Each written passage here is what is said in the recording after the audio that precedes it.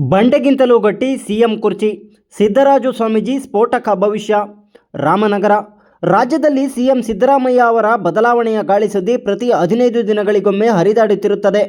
ಇದೇ ವೇಳೆ ರಾಮನಗರ ಜಿಲ್ಲೆ ಮಾಗಡಿ ತಾಲೂಕಿನ ಪಾಲನಹಳ್ಳಿ ಮಠದ ಶ್ರೀ ಸಿದ್ದರಾಜು ಸ್ವಾಮೀಜಿ ಸಿಎಂ ಬದಲಾವಣೆ ಬಗ್ಗೆ ಭವಿಷ್ಯ ನುಡಿದಿದ್ದು, ಸಿಎಂ ಕುರ್ಚಿಯು ಬಂಡೆಗಿಂತ ಗಟ್ಟಿಯಾಗಿದೆ ಎಂದು ಪರೋಕ್ಷವಾಗಿ ಡಿಸಿಎಂ ಡಿಕೆ ಶಿವಕುಮಾರ್ ಅವರಿಗೆ ಚಾಟಿ ಬೀಸಿದ್ದಾರೆ.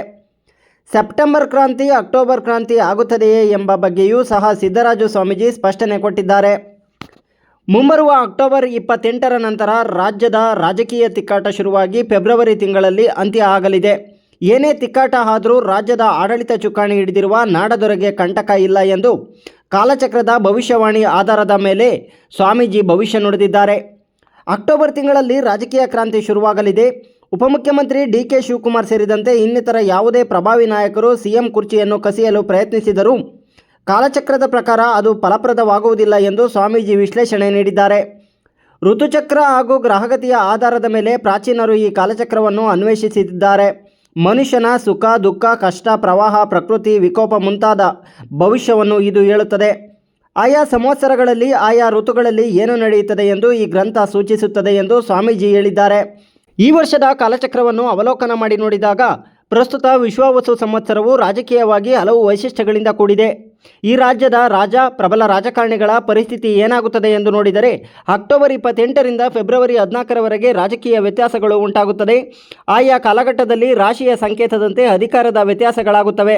ಫೆಬ್ರವರಿಯ ಬಳಿಕ ಮತ್ತೆ ಅದೇ ಸ್ಥಿತಿ ಮುಂದುವರಿಯುವ ಸಾಧ್ಯತೆಗಳಿವೆ. ಗುರು, ಶುಕ್ರ ಮತ್ತು ಕರ್ಮಫಲದಾಯಕನಾದ ಶನೈಶ್ಚರನು ಉಚ್ಚ ಸ್ಥಾನದಲ್ಲಿರುವುದರಿಂದ ಈ ಬದಲಾವಣೆ ಸಂಭವಿಸಲಿದೆ. ಈ 3 ಗ್ರಹಗಳಿಂದ ಪ್ರಜಾಪ್ರಭುತ್ವದ ಮೇಲೂ ಸಹ ದೊಡ್ಡ ಪರಿಣಾಮ ಬೀರುತ್ತದೆ. ಪ್ರಜಾಪ್ರಭುತ್ವ ಗಟ್ಟಿಯಾಗಲಿದೆ. ಜನರೇ ರಾಜನ ಪರವಾಗಿ ನಿಂತರೂ ಗ್ರಹಗತಿಗಳು ನೀಚ ಸ್ಥಾನದಲ್ಲಿ ಇದ್ದಾಗ ಮಾತ್ರ ವ್ಯತಿರಿಕ್ತ ಪರಿಣಾಮಗಳು ಬೀರುವ ಸಾಧ್ಯತೆ ಇದೆ. ಆದರೆ ರಾಜ್ಯದ ರಾಜನಿಗೆ ಎಲ್ಲ ಗ್ರಹಗತಿಗಳು ಚೆನ್ನಾಗಿ ಇರುವ ಕಾರಣ ದೊಡ್ಡ ಮಟ್ಟದ ಸ್ಥಾನಪಲ್ಲಟಗಳು ನಡೆಯುವುದಿಲ್ಲ ಎಂದು ಕಾಲಚಕ್ರ ಹೇಳುತ್ತದೆ. ಹೀಗಾಗಿ ಸಿಎಂ ಸಿದ್ದರಾಮಯ್ಯ ಅವರ ಸ್ಥಾನ ಯಾವುದೇ ಕಂಟಕವಿಲ್ಲ ಎಂದು ಸ್ವಾಮೀಜಿ ಹೇಳಿದ್ದಾರೆ. ದಕ್ಷಿಣ ಭಾರತದಲ್ಲಿ ಗಾಳಿ ಮತ್ತು ನೀರಿನಿಂದ ಬಹುದೊಡ್ಡ ಅನಾಹುತಗಳಿವೆ.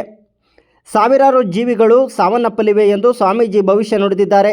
ನಾವು ಪ್ರಕೃತಿಗೆ ಏನು ಕೊಡುತ್ತಿದ್ದೇವೋ ಪ್ರಕೃತಿ ನಮಗೆ ಅದನ್ನೇ ನೀಡಲಿದೆ ಎಂದು ಪಾಲನಹಳ್ಳಿ ಮಠದ ಸಿದ್ದರಾಜು ಸ್ವಾಮೀಜಿ ತಮ್ಮ ಕಾಲಚಕ್ರದ ಭವಿಷ್ಯದಲ್ಲಿ ತಿಳಿಸಿದ್ದಾರೆ. ಸರ್ವರಿಗೂ ಶರಣಾರ್ಥಿಗಳು. ಈ ಒಂದು ವಿಶ್ವಾವಸು ಸಂವತ್ಸರದ ಶುಭವಾದ ಈ ಸಂದರ್ಭದಲ್ಲಿ ಹೇಳುವುದೇನೆಂದರೆ, ಯುಗ ಯುಗಾಂತರದಲ್ಲಿ ಬಂದಿರತಕ್ಕಂಥದ್ದು ಜ್ಞಾನ ಭವಿಷ್ಯತ್ ಪದವಿಗಳು, ಭೂತಕಾಲ, ಭವಿಷ್ಯತ್ ಕಾಲ, ವರ್ತಮಾನ ಕಾಲ, ತ್ರಿಕಾಲಗಳು ಕೂಡ ಸಾವಿರಾರು ವರ್ಷಗಳಿಂದ ಬಂದಿರತಕ್ಕಂಥದ್ದು.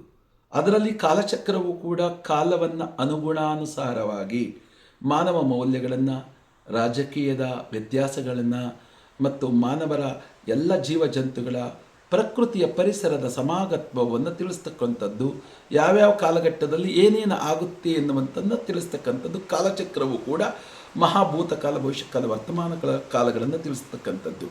ಇದರಲ್ಲಿ ಅಪೂರ್ವವಾಗಿರತಕ್ಕಂತಹ ಸಂಗತಿ ಏನೆಂದರೆ, ಈ ವರ್ಷದ ಕಾಲಚಕ್ರದ ಒಂದು ವಿಭಿನ್ನವಾಗಿರ್ತಕ್ಕಂತಹ ಪರಿಸ್ಥಿತಿಯನ್ನು ನಾವು ಅವಲೋಕನ ಮಾಡಿ ಯೋಚಿಸಿ ನೋಡಿದಾಗ ಈಗಿನ ಈ ವಿಶ್ವಾಸು ಸಂವತ್ಸರದಲ್ಲಿ ರಾಜಕೀಯದ ಸಮನ್ವಯಗಳು ಹೇಗಿರುತ್ತೆ, ಈಗ ಈ ರಾಜ್ಯದ ಏನು ರಾಜಕೀಯದ ನೀತಿ ಧರ್ಮದ ಪ್ರಾಬಲ್ಯ, ರಾಜಕಾರಣಿಗಳು ಏನೆಲ್ಲ ಏನು ವ್ಯತ್ಯಾಸ ಆಗುತ್ತೆ ಎಂಬತಕ್ಕಂಥದ್ದನ್ನ ಸೂಚಿಸುವಂತಹ ಅನೇಕ ಕಾಲಚಕ್ರಗಳ ವಿನಿಮಯ ಇದೆ. ಆ ಯಕ್ಷಿಣಿ ತಾರದಲ್ಲಿ ಬರುತ್ತೆ. ಇದನ್ನು ಅನೇಕ ಗುರು ಹಿರಿಯರು ಹೇಳಿಕೊಟ್ಟಂಥದ್ದು ಕಾಲಚಕ್ರವು ಕೂಡ ಹೇಳುತ್ತೆ. ಈಗ ಒಂದು ಉದಾಹರಣೆ ನಾವು ಹೇಳುವುದಾದರೆ, ಅಕ್ಟೋಬರ್ 28ರಿಂದ ಫೆಬ್ರವರಿ 14ನೇ ತಾರೀಕಿನವರೆಗೂ ಕೂಡ ರಾಜಘರ್ಷಿತಂ ರಾಜಕೀಯ ವ್ಯತ್ಯಾಸಮಯದಲ್ಲಿ ಒಂದಿಷ್ಟು ಆಯಾಯ ಕಾಲಘಟ್ಟದ ಪರಿಸ್ಥಿತಿಯಲ್ಲಿ ಆಯಾಯ ರಾಶಿಯ ಅನುಗುಣದ ಸಂಕೇತವನ್ನು ನಾವು ನೋಡಿದಾಗ ಅಕ್ಟೋಬರ್ 28ರಿಂದ ಫೆಬ್ರವರಿವರೆಗೂ ಕೂಡ ವ್ಯತ್ಯಾಸ ಆಗುವಂತಹ ಸಾಧ್ಯತೆಗಳು ಇದೆ ಅಂತ ಹೇಳುತ್ತೆ. ಏನು ವ್ಯತ್ಯಾಸ ಆಗುತ್ತೆ? ಭಾವನೆಗಳಿಂದ ವ್ಯತ್ಯಾಸ ಆಗುತ್ತಾ, ಅಥವಾ ಮುಖಾಮುಖತ್ವದಲ್ಲಿ ವ್ಯತ್ಯಾಸ ಆಗುತ್ತಾ, ಅಥವಾ ಅಧಿಕಾರದ ವ್ಯತ್ಯಾಸೀಕರಣಗಳಲ್ಲಿ ವ್ಯತ್ಯಾಸ ಆಗುತ್ತಾ? ಇದೆಲ್ಲವೂ ಕೂಡ ಯೋಚಿಸಿ ನೋಡಿದಾಗ ವ್ಯತ್ಯಾಸ ಆಗುತ್ತೆ. ಆದರೆ ಫೆಬ್ರವರಿ ಕಳೆದ ನಂತರ ಮತ್ತೆ ಅದೇ ಸ್ಥಿತಿಯು ಕೂಡ ಮುಂದುವರಿಯುತ್ತೆ ಅಂತಲೂ ಕೂಡ ಹೇಳುತ್ತೆ. ಈ 4 ತಿಂಗಳಲ್ಲಿ ವ್ಯತ್ಯಾಸವಾಗಿರ್ತಕ್ಕಂಥದ್ದು ಅದೇ ಸ್ಥಿತಿಯಲ್ಲೂ ಕೂಡ ಮುಂದುವರಿಯುವಂತಹ ಸಾಧ್ಯತೆಗಳು ಜಾಸ್ತಿ ಇರುತ್ತೆ. ಯಾವ ಆಧಾರದಲ್ಲಿ ಇರುತ್ತೆ ಅದು?